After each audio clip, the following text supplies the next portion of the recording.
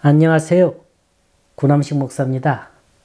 오늘 전해드릴 본문 말씀은 로마서 15장 13절의 말씀입니다. 소망의 하나님이 모든 기쁨과 평강을 믿음 안에서 너희에게 충만하게 하사 성령의 능력으로 소망이 넘치게 하시기를 원하노라. 혼자 자취를 하며 직장 다니던 한 청년이 있었어요. 모처럼 한가한 시간입니다. 그는 때가 꼬질꼬질한 세탁물들을 한 보따리 챙겼어요. 강가 빨래터로 나갑니다. 그곳엔 여러 명의 동네 아낙들이 옹기종기 모여서 이야기꽃을 피우며 세탁물들을 헹구고 있었어요. 빨래터에 향한 이 청년은 이 광경을 보며 이런 생각을 합니다. 지금 내가 동네 아주머니들 앞에서 이런 더러운 빨랫감들을 펼쳐놓는다면 어떻게 될까? 모두들 놀라 나를 쳐다보겠지? 그래, 분명히 나를 아주 게으르다고 지저분한 사람이라고 흉볼 거야. 그런 생각을 하노라니까 빨랫구러미 풀기가 무척 창피한 거예요. 그의 빨랫감들은 누가 봐도 흉볼 만큼 아주 지저분하고 더러웠습니다. 어쩐다지? 빨래는 해야겠고 보따리 풀자니 창피하고 이런저런 궁리를 하다 보니 어느새 빨래터에 이르렀습니다. 이 청년은 두리번거리는 거예요. 혹시 누가 볼까봐 겁이 납니다. 빨래는 해야겠고 어떡합니까? 이 청년은 빨래 보따리를 통째로 물속에 담가 서너 번 주물러 대충 헹굽니다. 그리고 누가 볼세라 급히 집으로 돌아갑니다. 과연 이 지저분한 빨랫감들이 제대로 세탁됐을까요? 이제 며칠 지나면 금년도 돌아오지 않을 영원한 세계로 넘어갑니다. 그런데 어째 기분이 참 그래요. 꿀꿀해요. 마치 그 지저분한 빨랫감 그대로 갖고 새해를 맞는 것 같아요. 내 속에 있는 쓸데없는 근심, 걱정, 불만 이런 더러운 요소들을 꺼내서 빨래는 해야겠는데 그렇다고 이 보따리를 풀자니 누가 볼까 창피하고 세상 돌아가는 소리에 여기 기웃 저기 기웃거리다가 이제 2020년이라는 빨래터에 거의 다다랐습니다. 모름지기 우리 인생은 끝이 좋아야 하는 거예요. 솔직히 2021년이나 22년이나 숫자 하나 차이입니다. 12월이나 1월이나 다 그게 그거예요. 무엇 하나 특별히 달라진 게 없는데 왜 우리는 보내는 해를 아쉬워해야 되고 맞는 해를 기다리는 겁니까? 그래도 우리는 뭔가 달라지기를 기대하고 있다는 거예요. 내년은 이민년 호랑이 해랍니다. 그래서 운명, 철학관, 점치는 집에는 지금이 대목이라 그래요. 나는 앞으로 어떻게 될 거냐는 거죠. 이걸 미리 안다고 해서 무슨 도움 됩니까? 자축임녀 진사오미 신유술에 가불병정 무기임계 유신 아무리 손가락으로 주역을 짚어봐도 내 인생을 주관하시는 분은 하나님이세요. 이걸 믿지 못한다면 그 인생은 늘 후회와 허탈과 아쉬움 속에 살고 말 겁니다. 도대체 우리 인생의 끝은 어디에 있는 겁니까? 없어요. 끝이라는 건 새로운 시작을 가리키는 거예요. 독일의 신학자 보네퍼에 대한 이런 얘기가 있습니다. 이건 세계 2차 대전 시에 포로 생활했던 영국군 장교의 유고집에서 나온 얘기입니다. 1945년 4월 8일 주일 아침이에요. 보네퍼가 아침 예배를 마치기 전에 헌병이 들어와서 죄수 보네퍼 따라와 하더랍니다. 드디어 그날이 왔어요. 사형수가 기다리는 그날이 달리 뭐겠어요. 이 영국 장교는 이 헌병의 말을 듣고 목사님 이제 마지막이군요. 부디 편안히 가십시오. 이때 보네퍼가 한 말이 있습니다. This is the end, but for me it is the beginning of my life. 이건 끝인 건 맞소. 허나 내겐 생명의 시작입니다. 이렇게 대답하고 그는 유유히 뒷모습을 보이면서 행장으로 갔다고 합니다. 우린 지금 한 해의 종착역에 와 있습니다. 그러나 이건 끝이 아니라 새로운 시작의 전주곡을 알리는 거예요.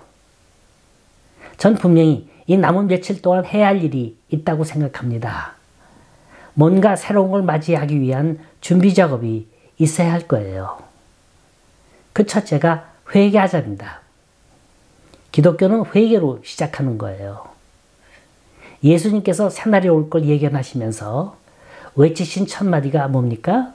회개하라, 천국이 가까웠느니라. 아주 간단한 말입니다. 역으로 그렇지 못하면 그 세상은 고통과 눈물이 마르지 않는 세상이 되고 마는 거예요. 여러분, 천국이 어떤 곳입니까? 우리가 죽게 되면 가게 될 먼 하늘나라에 있는 곳입니까? 그런 뜻도 있겠지만 주님은 마음의 천국을 말하고 있는 거예요. 너희는 하늘나라가 여기 있다 저기 있다 말하지 말라. 하늘나라는 이미 너희 마음속에 있느니라. 내 마음속에 있는 상태를 어떻게 다스리냐에 따라서 이 세상은 천국이 될 수도 있고 지옥으로 화할 수 있는 거예요. 회개라는 건 쉽게 말해서 세상에 때를 벗는 거예요. 손이 더러워선 음식을 먹을 수 없습니다. 온몸이 진흙탕이 되어선 아무리 좋은 옷을 입는다 하들 소용이 없는 거예요. 우리는 이 모든 걸 벗어버려야 돼요. 깨끗이 씻어야 합니다. 지난 한 해 동안 살아오면서 우리에게 알게 모르게 쌓아온 세상의 때가 얼마나 많이 있습니까? 한결같이 하는 말이 살기 힘들대요. 지치고 피곤하답니다. 안타깝게도 삶의 피로와 탈진으로 인해서 영적 침체에 빠져 허우적거리고 있어요. 이 상태로 나아가봤자 그날이 그날이요. 아무리 해가 바뀐들 그 해가 또 그 해가 되고 말 겁니다. 여러분, 벗어던지세요. 털어버리세요. 수고하고 무거운 짐진 자들아 다 내게로 오라. 내가 너희를 편히 쉬게 하리라. 벗어버리기만 하면, 털어버리기만 하면 새로운 좋은 걸 주시겠다고 하십니다.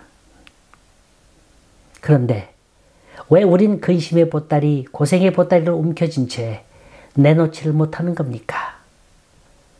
남 미워했던 거 털어버리세요. 쓸데없이 오해하고 쓸데없이 섭섭했던 것 다 벗어버리세요. 나 몰래 죄짓고 고민했던 거 씻겨내야 합니다. 그래야 새걸 담을 수 있는 거예요. 그래야 새살이 돋을 수 있습니다. 두 번째는 감사하는 거예요. 지난 1년 동안 무한한 은혜를 베푸신 하나님께 감사하는 겁니다. 이 감사도 그래요. 감사할 수 있는 조건에서 하는 감사는 누구나 할 수 있어요. 문제는 어려울 때, 아플 때, 괴로울 때 감사할 수 있느냐는 거예요. 주의 일은 누가 하는 줄 아세요? 감사하는 사람이 하는 거예요. 100번 자라가도 한 병 불평 쏟아 놓으면 그동안 쌓았던 공든탑이 하루아침에 무너져 버리고 맙니다. 주의 일을 아무나 합니까?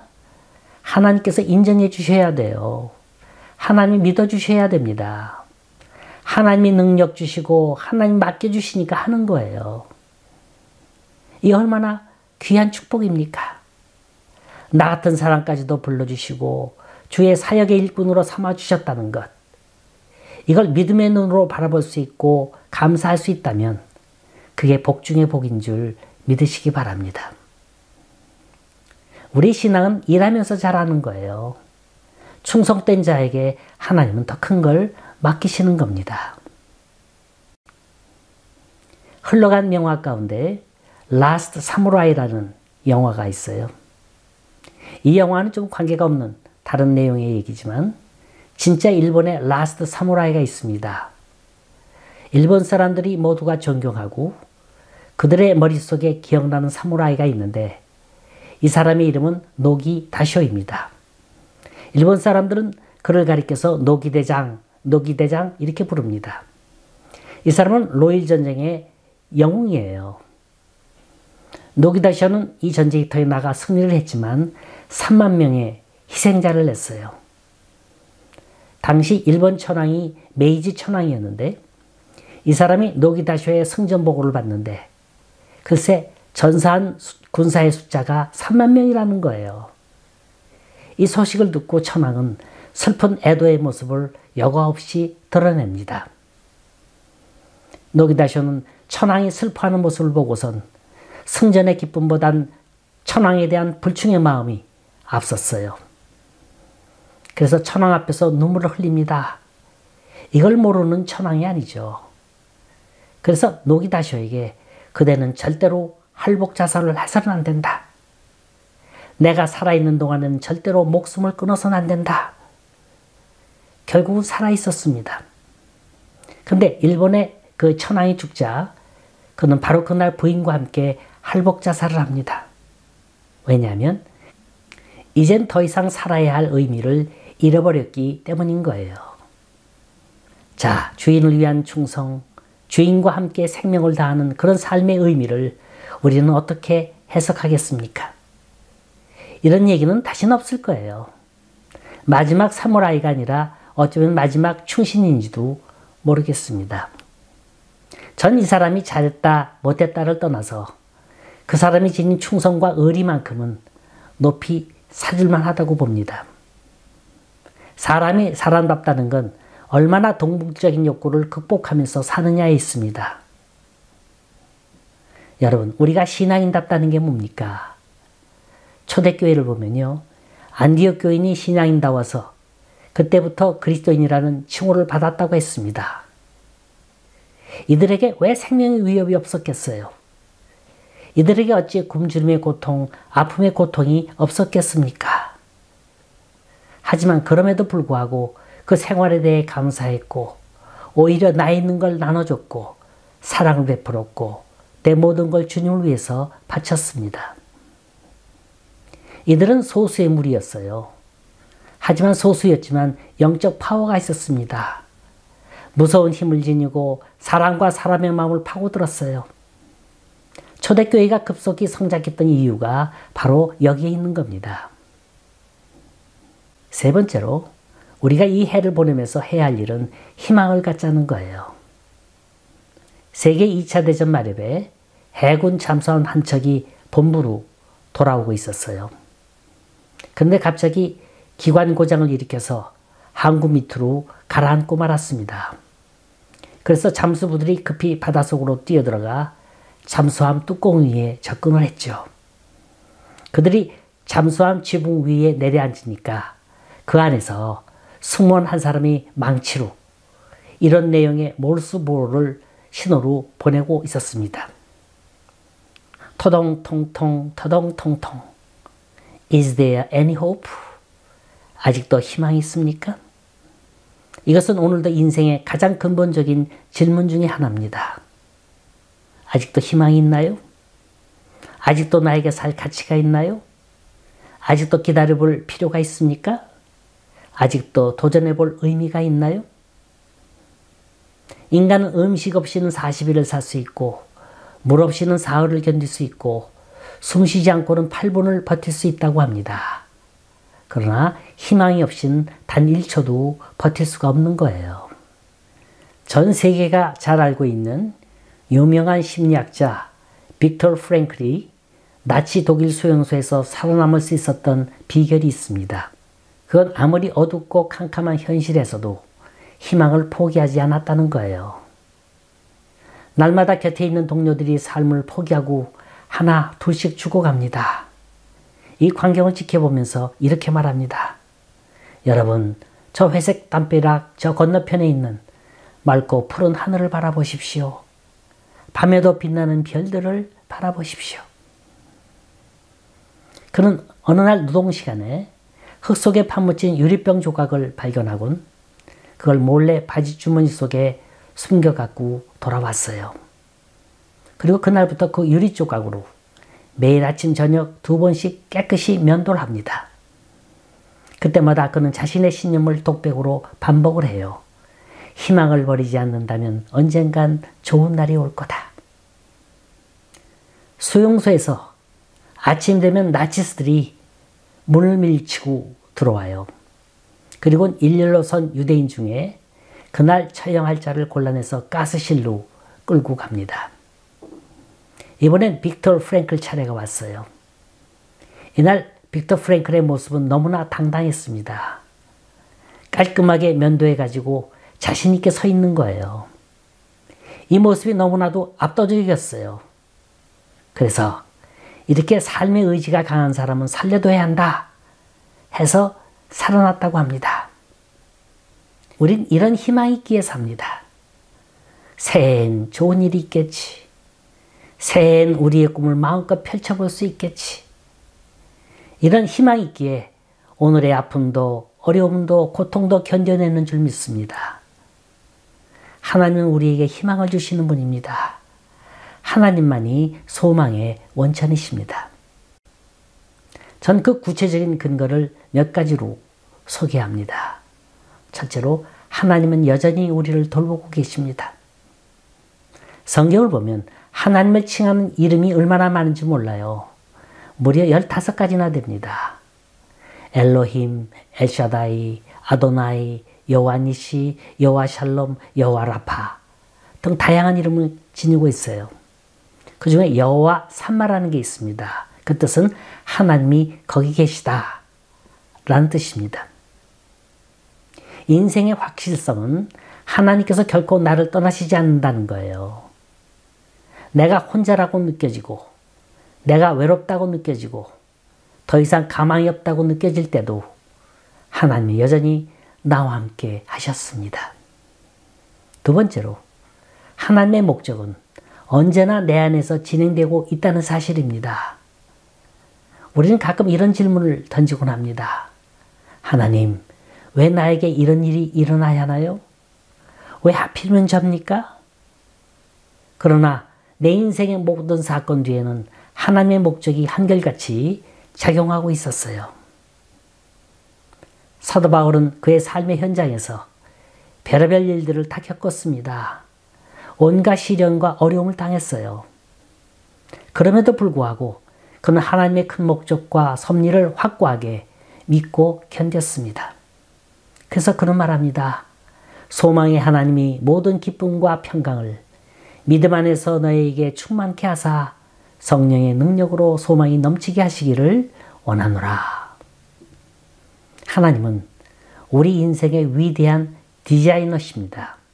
하나님은 거대한 목적을 갖고 이 시간도 우리 인생을 기획하시며 끌고 가고 계세요.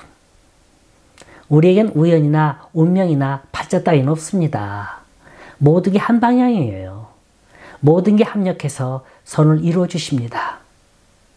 그렇다고 해서 만사가 해피엔딩으로 끝난다는 말은 아니에요. 우리에겐 질병도 실패도 실직도 실수도 오류도 있습니다. 하지만 이 모든 일들이 다 합력해서 유익이 되도록 이끌어 가시는 줄 믿으시기 바랍니다. 요셉이 국무총리가 됐어요. 이런 사실을 안 형들이 요셉의 보복을 받으면 어떻게 될까 두려워 떨 때 요셉이 한 유명한 말이 있죠.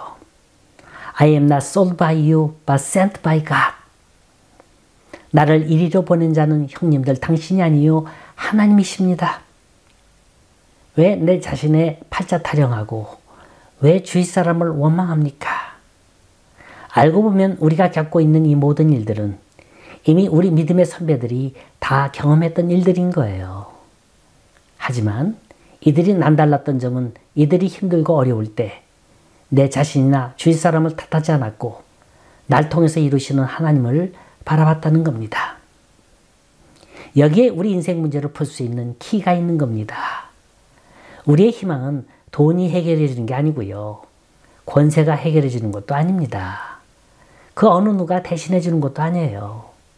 내 인생의 문제는 내가 풀어나가는 거고 나와 동행하시는 하나님이 길잡이가 되어주셔야 우리는 풀어나갈 수 있는 겁니다. 마지막으로 인생에 있어서 모든 희망의 해답은 땅에서가 아니라 저 하늘나라에서 얻을 수 있어야 합니다. 이 세상에선 해답을 얻을 수 없는 문제들이 수없이 많이 있습니다. 만약 제가 하늘나라에 간다면 물어볼 게 몇 개 있어요. 왜 욥이 그처럼 혹독한 재난과 시련을 당해야 했는지, 왜 모세가 광야에서 고생만 하다가 결국엔 가나안 땅에 못 들어가고 죽어야만 했는지, 왜 사도를 같이 일 많이 하는 사람에게 그토록 육체적인 질병으로 고통을 해야만 했는지, 왜 믿음 좋았던 사람들이 이유 모를 고통을 하다가 억울하게 순교해야만 했는지, 왜 사랑하는 사람이 암으로 인해서 일찍 죽어야 했는지 우린 정확히 모릅니다. 꼭 이것이다라고 집어서 지적해 주는 것도 없습니다. 그러나 그곳에 가면 알 수 있을 거예요. 우린 이 세상에서 풀래야 풀 수 없는 수수께끼들이 얼마나 많은지 모릅니다. 구태여 그런 걸 알려고 노력하지도 마세요. 모르면 모르는 상태 그대로 그냥 덮어두는 겁니다. 하지만 단 한 가지 우리가 알아야 할 게 있어요. 그건 끝이 좋아야 한다는 겁니다. 끝이 선해야 한다는 거예요. 끝이 의로워야 한다는 거예요.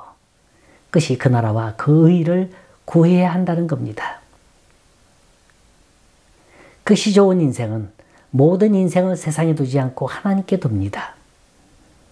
인생의 문제는 이 땅에서 다 해결되는 게 아니에요. 하늘에 가야 들을 수 있는 대답이 오히려 더 많이 있습니다. 다만 우리에게 하늘의 뜻을 구할 수 있는 희망이 있으면 되는 거예요. 우리의 궁극적인 신앙의 목적지는 킹덤 오브 갓, 영원한 하늘나라에 있습니다. 우리의 인생은 여기서 끝나지 않아요. 한두 번의 실패가 내 인생을 결판내지 않습니다. 하나님이 나를 향한 최상의 목적을 이루실 때까지 하나님은 언제나 내 편에 서서 나를 인도해 주시고 나를 깨우쳐 주실 겁니다. 주여, 나를 당신의 도구로 삼아 주옵소서. 언제나 이런 희망을 갖고 주님 편에서 일하고 주님 위에 내 사명 다하실 수 있기를 간절히 소원합니다.